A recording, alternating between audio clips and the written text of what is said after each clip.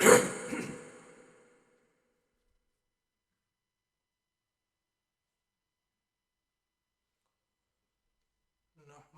ونصلي على رسوله الكريم أما بعد أن أبا سفيان بن حرب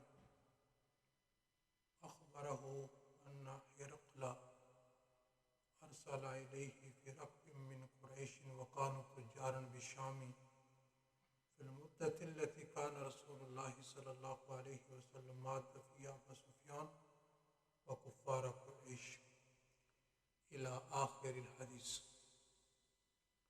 يا رب صل وسلم دائما أبدا على حبيبك خير الخلق كلهم.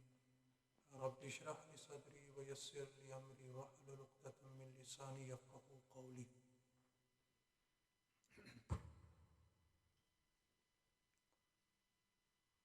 My respected elders, young brothers, my friends and my mothers and sisters. At the moment, we are in the circle of hadith from Sahih Bukhari,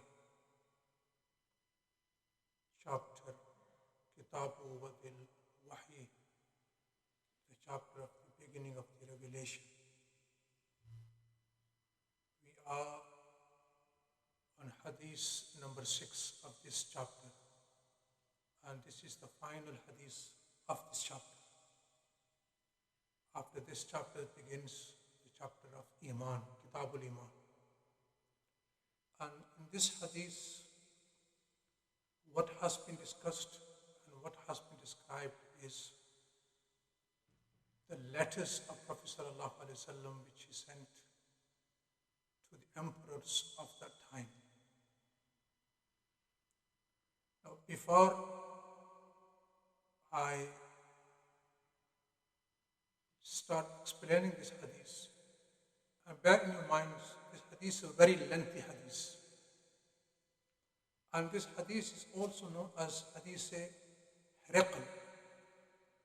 Herakl was the name of the emperor of that time, who was the king, Roman emperor. His name was Herakl. Because in this hadith, the letter Rasulullah sallallahu alaihi wasallam sent to Herakl, the emperor of Rome, this hadith is known as the Hadith Herakl. Before I explain this hadith, we need to know the background of this letter which Prophet ﷺ sent to him. As you all know, when our Prophet ﷺ was in Makkah al-Mukarramah, he had to go many hardships. And not only himself, our Prophet ﷺ's companions, they had to go through so many hardships, difficulties. And it was not easy to proclaim in front of the people of one's Iman, because the Makkans, the disbelievers of Makkah, did not tolerate anyone admitting, confessing that he is a Muslim. They would torture him and they would not let him live peacefully. Our Prophet ﷺ spent 13 years in Makkah al-Mukarramah. 13 years. He became Nabi when he was 40 years. He spent 13 years in Makkah and 10 years in Madinah al-Munawwarah, and he passed away when he was 63 years old. If you look at his life in Makkah al-Mukarramah after he became Muslim, after he became Nabi, it was tough. It was not an easy task. Our Prophet ﷺ, as you've read in the Sirat, the people of Makkah, those very people who used to call him and declared him as the Sadiqul Amin, the truthful, the trustworthy. And those very people who used to call him a Sadiqul Masduq, that he is truthful, he is very honest. Those very people turned away and they began to throw stones at him and they became his enemies. When he invited them towards the oneness of Allah subhanahu wa ta'ala, Tawheed, even in this day and age, if the people will be really kind to you and they may show respect to you, but as soon as you start talking or criticizing the customs which are taking place within the people or the bid'at, innovations, then the very same people who show respect and who honor you, they will turn their backs to you. So our Prophet sallallahu alaihi wasallam, he was known as Sadiq al-Masduq, but those people that denied him and they became his enemies, and those who used to embrace Islam, they would torture them. So Rasulullah sallallahu alaihi wasallam spent 13 years in Makkah al-Mukarramah in hardship. Then a time came when Allah subhanahu wa ta'ala allowed him and the companions to migrate from Makkah to Madinah al-Munawwarah. So Rasulullah sallallahu alaihi wasallam announced, and he permitted the Sahaba Ikram that you may leave and go to.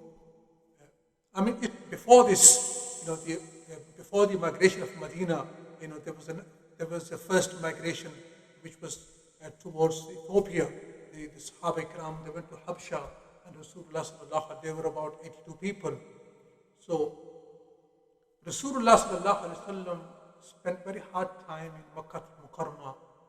Then when Rasulullah sallallahu alaihi wasallam came to Madinah al-Munawwarah, Allah subhanahu wa ta'ala allowed Muslims to defend themselves. When Rasulullah sallallahu alaihi wasallam came to Madinah al-Munawwarah, when he settled here, now the chiefs of Makkah, the disbelievers of Makkah al-Mukarramah, they did not let Rasulullah sallallahu alaihi wasallam live in Madinah al-Munawwarah peacefully. Attacks upon attacks. When Rasulullah sallallahu alaihi wasallam was in Madinah al-Munawwarah, all the battles took place. Ghazwa Badr took place. Ghazwa Uhud, the battle of Uhud took place. Ghazwa Ahzab took place. All these battles took place, but with the help of Allah subhanahu wa ta'ala, Rasulullah sallallahu alaihi wasallam and the Muslims gained victory. And the non-believers, they used to face a great loss. So Prophet sallallahu alaihi wasallam, while he was in Madinah al-Munawwarah, he once saw a dream. And in the dream, he saw that he is doing Umrah. Now, as I've mentioned before, and you've heard this, the dreams of prophets are a Wahy. When Ibrahim alayhi salatu wasalam, he saw a dream that he is slaughtering his son. And eventually, he took his son for this purpose, to slaughter him. And what happened, you've all heard the story of Ibrahim alayhi salatu wasalam and Ismail alayhi salatu wasalam. So, whenever the Prophet saw a dream, his dream was declared and cast as Wahy from Allah subhanahu wa ta'ala. So when Rasulullah sallallahu alaihi wasallam mentioned to the Sahaba Ikram that I have seen a dream that we are doing Umrah, now the Sahaba Ikram were really happy to hear this. Why? Because already they were missing their homeland, Makkah al-Mukarramah, because they were born there, they were brought up there, and then to love the country, our homeland, it's part of Iman. Sahaba Ikram, when they came to Madinah al-Munawwarah, they used to even remember the grass of Makkah al-Mukarramah. Sometimes they used to sit and in the imagination, they used to say, look, in Makkah al-Mukarramah, in the valleys of Makkah, all those grass of Makkah, they used to remember the grass. Just imagine, this is how much they had for Makkah al-Mukarramah. And Rasulullah sallallahu alaihi wasallam made a dua for them. He said, oh Allah, create in their hearts the love of Madinah al-Munawwarah as they have love for Makkah. So when Rasulullah sallallahu alaihi wasallam related this dream to Sahaba Ikram, that I have seen a dream that we are all doing Umrah, the Sahaba Ikram really rejoiced and they were really happy that we will get a chance now to go to Makkah al-Mukarramah and we will do the Umrah, and along with this we will see our homeland. So Prophet ﷺ, after he mentioned this dream, remember one thing, when someone sees a dream, it is not necessary that the dream happens straight away. Sometimes the meaning of the dream may happen after so many years. I mean, look, when Yusuf alayhi salatu saw a dream while he was a child, the stars and the moons, they are doing sajda to Yusuf alayhi salatu. After how many years? After 40 years, the dream came true. So when a person sees a dream, it's not necessary that the dream straight away, what a person seen, it should happen straight away. No, sometimes it takes years and years. So when our Prophet ﷺ related the dream to Sahaba Ikram, they were really happy that we will, inshallah, now our Prophet saw dream, and Nabi's dream is Wahy. Definitely we will go and do Umrah. So Prophet ﷺ prepared and he announced that we are going to do the Umrah now. So when Rasulullah ﷺ and the Sahaba Ikram traveled to Makkah al-Mukarramah, before they could enter the Makkah, the Haram, they were at a place called Hudaybiyah. When they reached there, and when the Makkans found out, when they discovered the Muslims are coming, the Rasulullah is coming, they said, no, you cannot come. We will not let you enter Makkah al-Mukarramah. We will not let you enter. We will not let you do the Umrah. So Prophet ﷺ sent Usman bin Affan radiallahu ta'ala anhu, who had his cousins there, and he said, go have a dialogue with the chiefs. So he even mentioned when Usman radiallahu ta'ala anhu went and he stayed at his cousin's house, and the next morning he was due to go and visit and have a dialogue with the chiefs, that they should let Prophet ﷺ enter Makkah al-Mukarramah. They said, look, we have not come here to wage war against you. All we came here for to do Umrah. And they said, we will do Umrah and we will go back. And I mentioned that when Usman bin Affan radiallahu ta'ala, who next day he was, his meeting was due with the chiefs. So his cousin brother said to him, look, your lower garment, it's over the ankles, and the custom of our Arab is that anyone whose ankles are uncovered, meaning that the lower garment is over the ankles, they do not show respect to that person. So, O Usman bin Affan, my advice to you is that tomorrow morning you will be going to meet and you will be having a meeting with them. So I will advise you to cover your ankles when you go and meet them. And now listen to the response he gave to his brother, cousin brother. He said, look, this is the sunnah of my Habib, my beloved Prophet Mohammed sallallahu alaihi wasallam, not to cover the ankles. This is my sunnah. Because of these people, I can never give up the sunnah of the Prophet sallallahu alaihi wasallam. Now, my respected elders, in this day and age, when we look at our own self, how many sunnahs we give up just because of our friends and our family members and the people who are living around us. In French, when the cartoon was made about Prophet sallallahu alaihi wasallam, Allah subhanahu wa ta'ala, in the Quran, Allah subhanahu wa ta'ala says that to Rasulullah sallallahu alaihi wasallam, that we will suffice you against those who make mockery at you. Who mock at you, you don't worry about them. We will take care of you, and we will be sufficient for you against these people who are making mockery of Islam and you. And remember, these cartoons, they will not harm to Prophet sallallahu alaihi wasallam. What harms Prophet sallallahu alaihi wasallam, what hurts Rasulullah sallallahu alaihi wasallam is giving up the sunnah of Prophet sallallahu alaihi wasallam. I mentioned on Friday that the Mirza Badal, he was a poet of India. Mirza Badal was a poet of India, and a person from Iran heard his poetry and became fan of him, and eventually he said, I need to go and read this poet. How beautiful his poetry is. So he traveled from Iran to India to meet the poet, his fan. And when he came, he found him in a state that he was shaving his beard.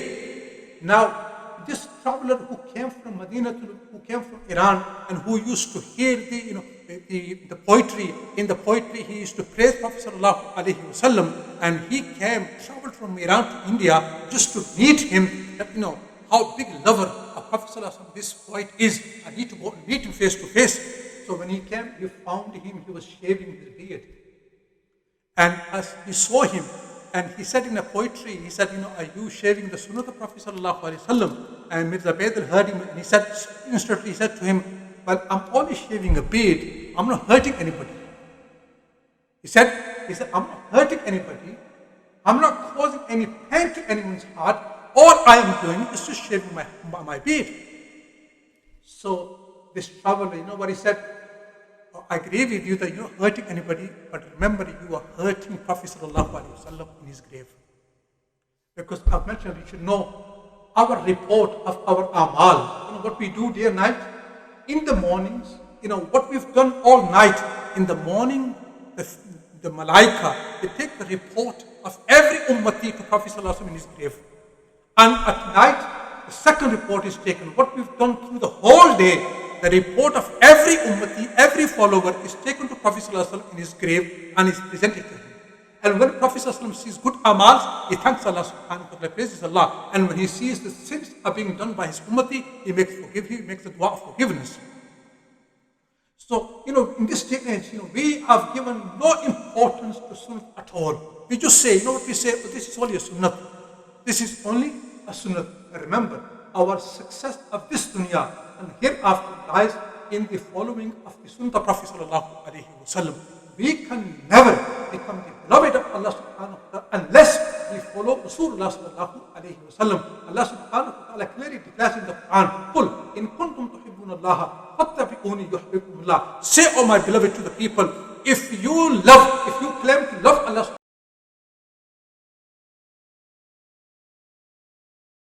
then in return, what will happen?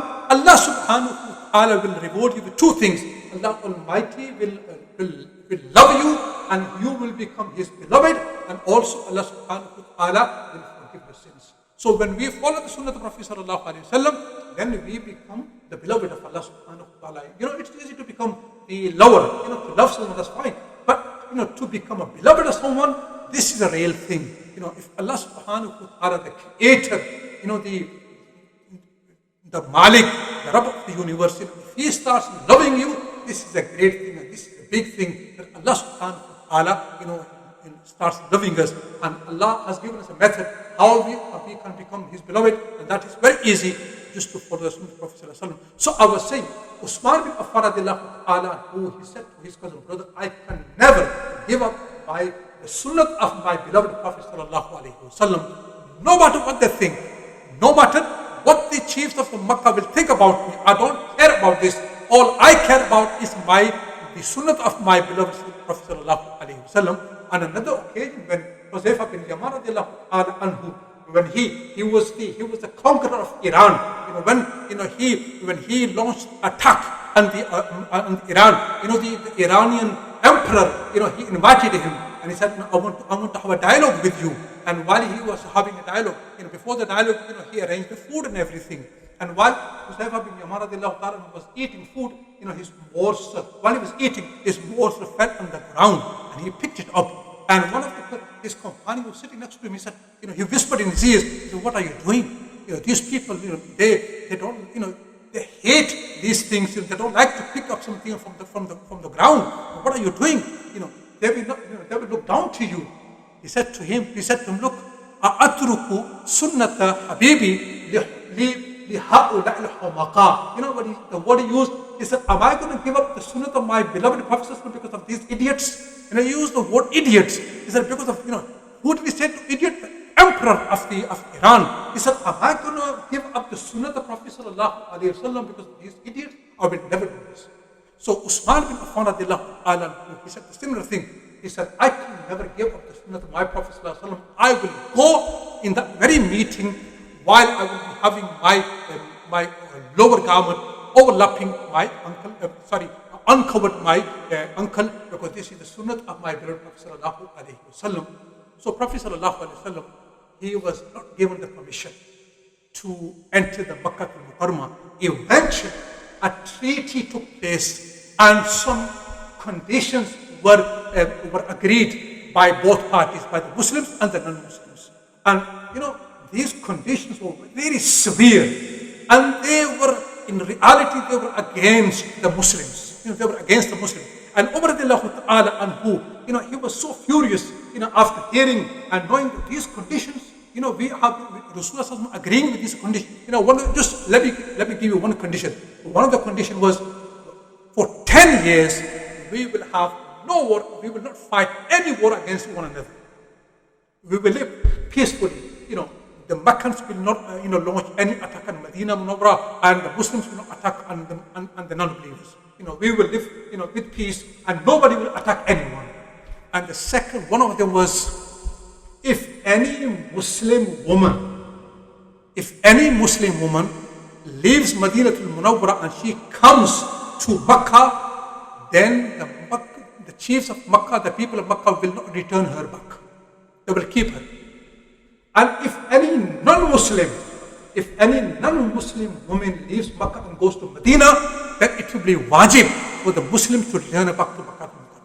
Just to imagine, these conditions were laid. A Muslim woman goes to Medina, to Makkah, the Meccan, they have to keep her there. And if a non-Muslim woman goes to Makkah, to Medina to Munawwara, they have to return her back. When Umar radiallahu ta'ala heard this, when he came to know these conditions, he came to Rasulullah and he said, "O Prophet of Allah, are we not on haqq?" He said, "Yes, we are on haqq." "Are they not on falsehood?" "Yes, they are on falsehood."